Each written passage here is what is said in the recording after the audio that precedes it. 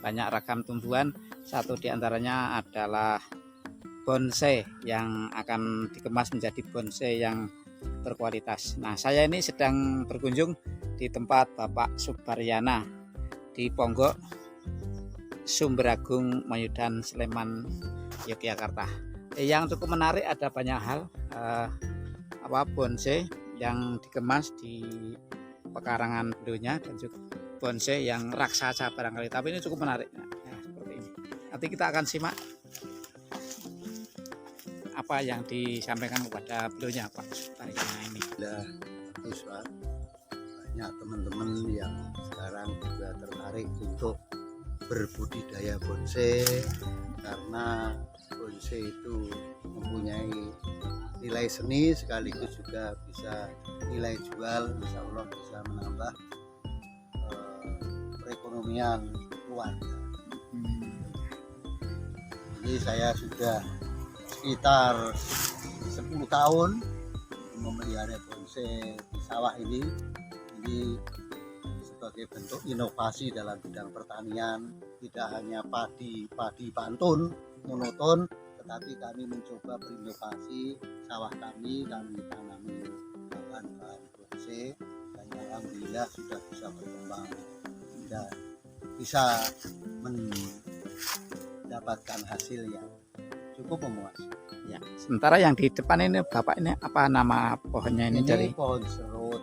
Pohon serut yang cukup besar. Ini juga sudah kami tanam sekitar 7 tahun. Dulu cangkokan ini. Oh, cangkokan. Saya bawa dari Purworejo. Ini bisa dibikin unik seperti ini, mengemas berapa tahun Pak? Ini ya kurang lebih sekitar ya 7 tahun 8 tahun. Dulunya besar ya Pak ya? Ya besar, kemudian kita tumbuhkan cabang-cabang dan ranting-rantingnya di situ. Ya, untuk membuat lekuan tuh gimana Pak? Bisa jadi, keriting itu Pak? Kita kawati Pak. Oh. Kemudian kita cutting, di model kita arahkan, kemudian kita cutting, kemudian terus kita setelah besar ya kita potong lagi sehingga harapan kami cabang-cabangnya itu bisa ngepen. Ngepen itu artinya ya dari pangkal itu besar ke pucuk itu semakin kecil. Itu nggak bisa kalau hanya dibiarkan begitu, mestinya biasanya lurus-lurus. Ya, tumbuh sak.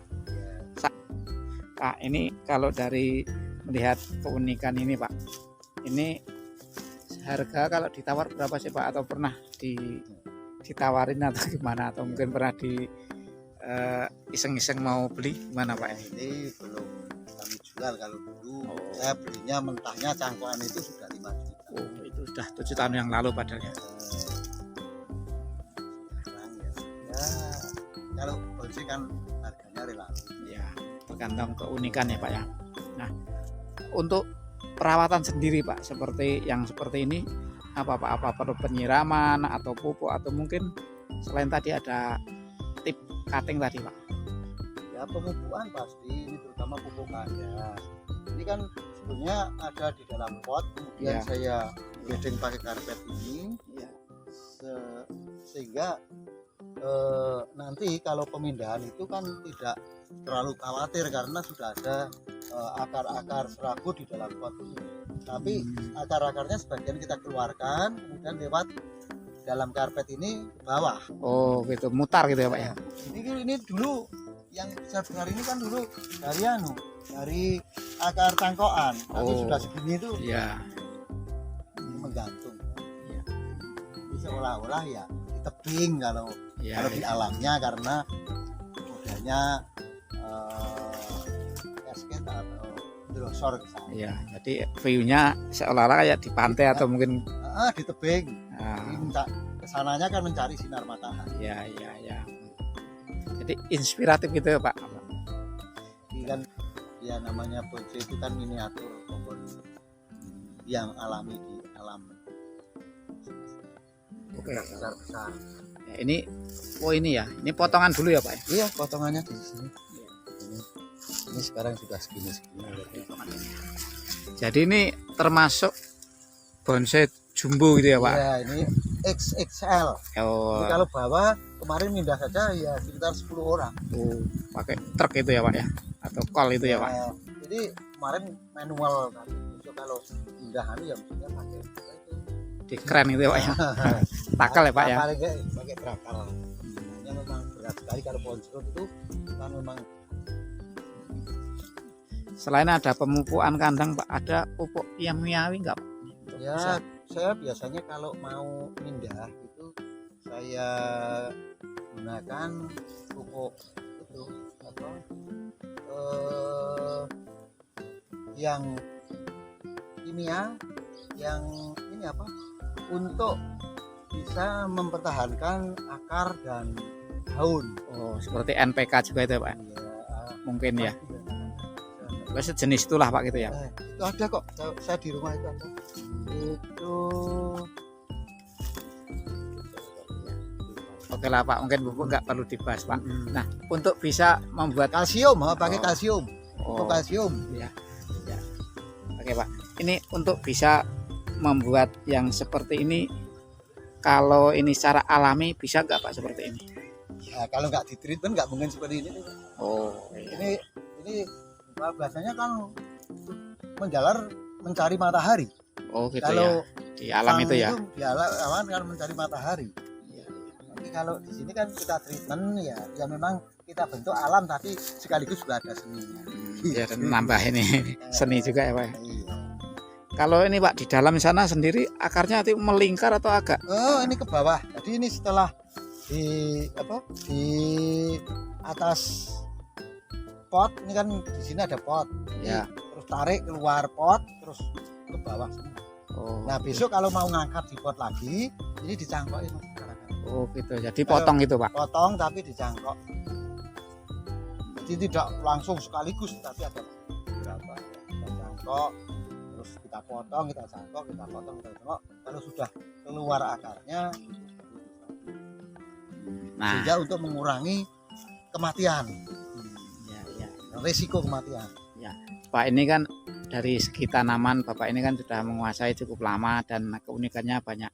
Sebagai seorang ngapunten Pak akademisi Pak, pernah nggak ada yang mengkulik jurusan seperti Bapak ini di kampus misalnya dari segi tanaman atau pertanian Pak? Mestinya ini dari jurusan pertanian, tetapi kalau bonsai itu kan seni juga. Oh, jadi perpaduan antara pertanian tapi juga seni.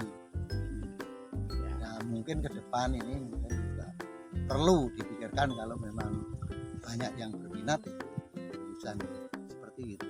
Ya, karena ini kan mustahil. Ya. Karena ini kan penggemarnya kan banyak Pak iya, ya. Orang sekarang kan juga perlu hiburan. Ya. Perlu juga biasanya kalau sudah pasca pensiun itu ya harus cari kesibukan ya, punya dengan aktivitas bonsai seperti ini biasanya lebih tenang, tidak kemerungsung. Ono sing ngendikaken kena wujud timur.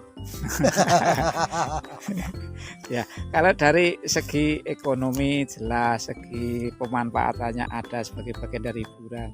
Terus kalau dari apa Pak, sisi manajemen yang bisa diterapkan apa Pak dari perbonsaian ini?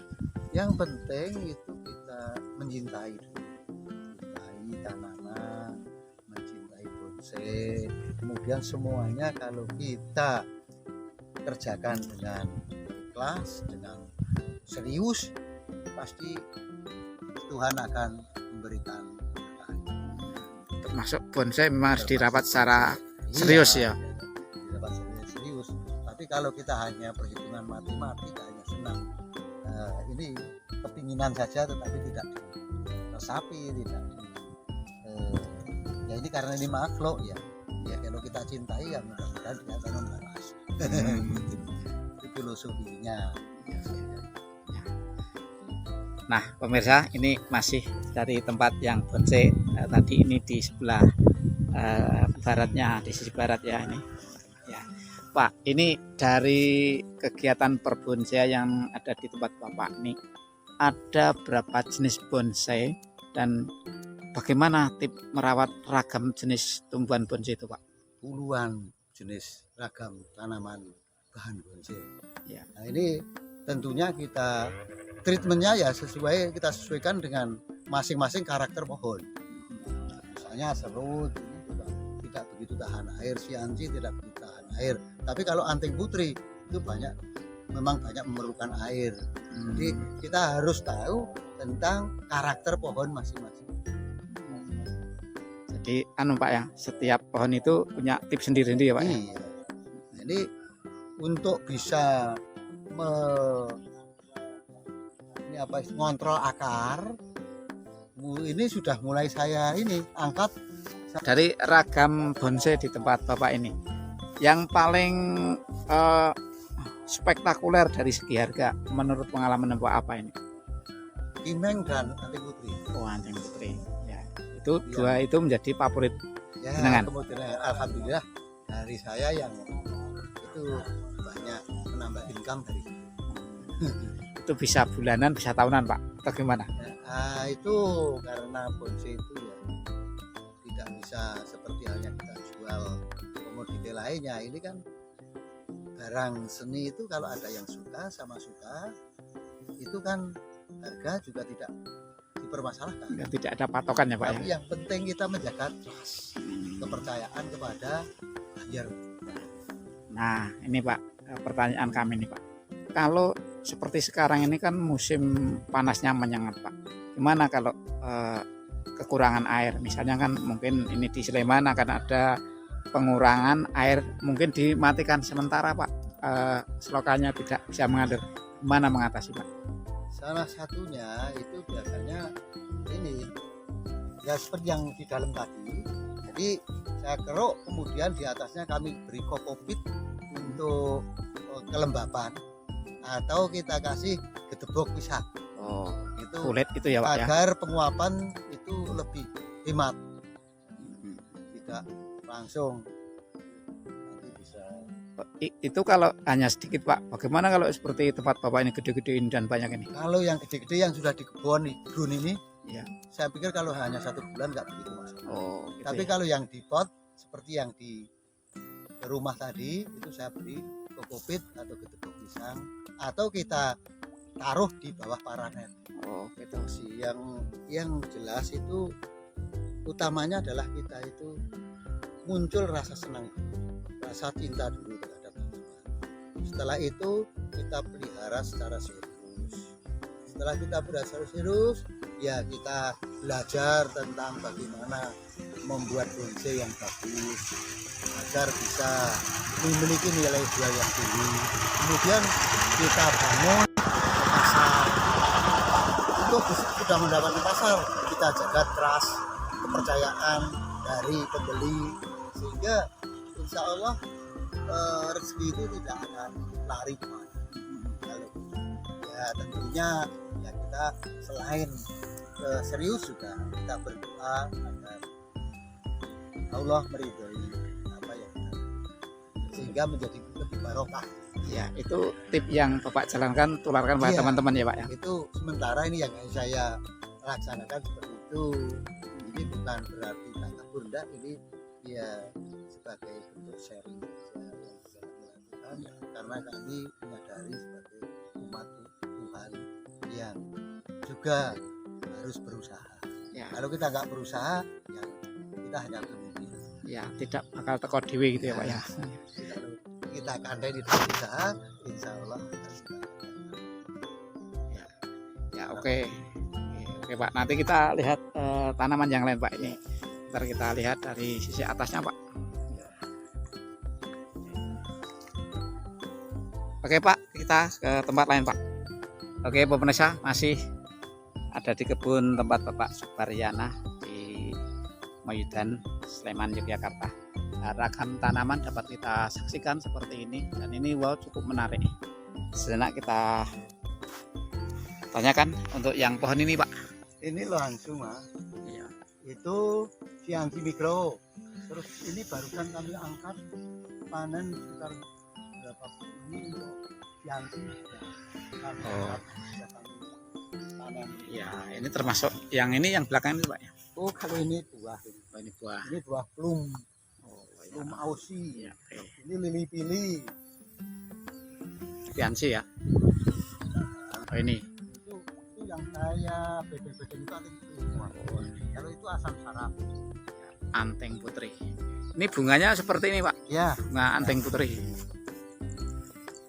Tapi tadi Bapak sebut ini termasuk yang paling Iya. jos, Pak. Itu apa ya, Pak, yang menarik, Pak? Itu kan sekarang mudah di Oh, iya. bandel. Tahan air ya, Pak ya. Hubungan air baru lalu bandel.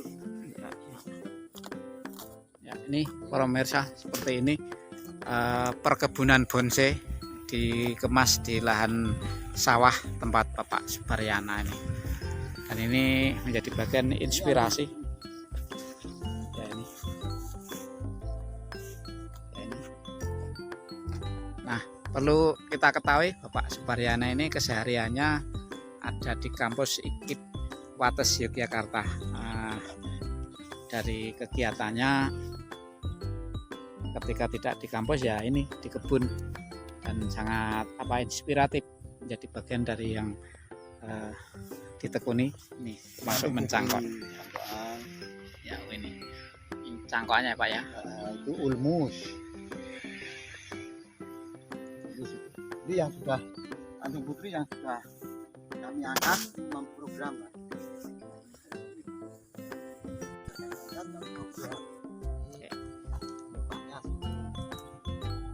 Ini yang sekarang banyak diminati yang bugel-bugel begini. Oh, ini anting putri. Anting putri. Ini bunganya seperti ini. Bunganya daunnya juga seperti ini. Anting putri. Jadi Untuk salah ukuran satu juga besar ini. Kaki juga muter, itu juga. Ini sulare ini anting putri semua. Ya, oke, sementara seperti itu para pemirsa. Mudah-mudahan ini menjadi apa ya, semacam inspirasi buat kita bersama ketika sedang bekerja menekuni bonsai atau tanaman yang menjadi kebanggaan Anda atau kita, terus tetap dirawat seperti halnya Bapak Subaryana ini. Pak, semoga sukses selalu. Salam bonsai, semangat. Semoga apa yang kita usahakan bisa diberi